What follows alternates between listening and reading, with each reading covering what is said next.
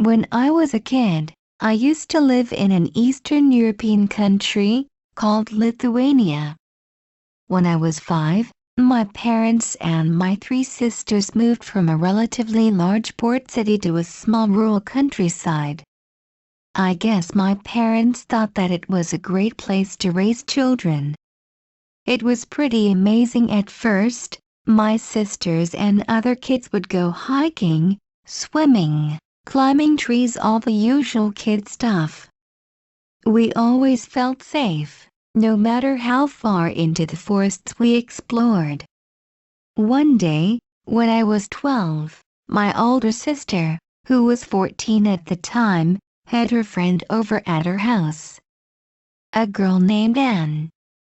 They were planning to go to this old, abandoned German cemetery to drink and smoke.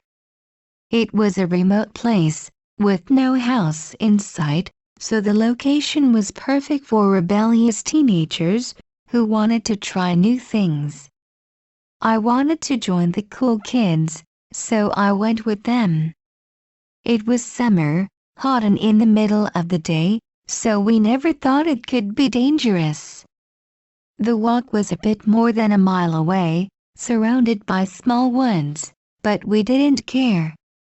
We've walked this road 1,000 times before. We talked and laughed and joked around. We were almost at the cemetery when we heard a car driving behind us. That was odd, because we were walking a dead-end road, and I've never seen anyone visiting a dead relative or friend at that cemetery. It was so old and German for that matter. The car drove past us, then stopped. It was like whoever was inside was waiting for us to catch up. We were walking at a slower pace now, observing the car, when it suddenly began to drive in reverse, right towards us. I was feeling uneasy now, because I could see that the car was filled with young men. 5 of them. Anne looked a bit worried too.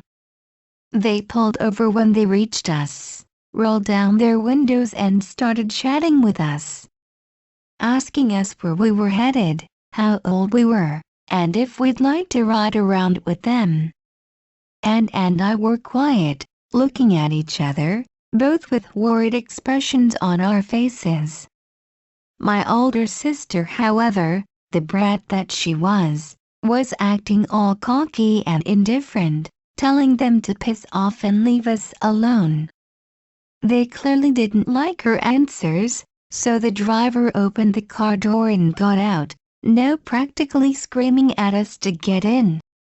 I grabbed Anne's hand, turned around and ran like the devil was chasing me, hoping that my sister would follow. Thankfully, she did. We ran back the way we came, just praying that they would not follow. But no such luck. As I turned my head to look, I saw them turning the car around and coming right for us. They were screaming something at us, driving full speed. And that's when I realized they were going to catch us. I screamed at Anne and my sister to run to the side of the road, into the woods. Surely, they couldn't follow us in the car there. They didn't. We hid behind the bushes deeper into the forest, looking at their car just making circles around the little forest. We couldn't get home if they kept driving around like that. They clearly knew that, and were scaring us on purpose, driving back and forth, laughing and taunting us. And then it happened. I heard police sirens rapidly approaching. We didn't call them. We had no cell phones. The guys in the car looked to be panicking now. They quickly turned around and sped off towards the cemetery and out of sight. The police vehicles drove past us, right in the direction of where those creeps went. We were starting to stand now, ready to run back home, when we heard several loud bangs coming from the cemetery. It was gunshots. We hightailed it out of there as fast as our short legs could carry us. To this day I don't know if those guys had guns, or if it was the cops, but they were clearly pretty dangerous. I'm just glad we got out of there in time. They clearly wanted to take us with them, and do God knows what to us.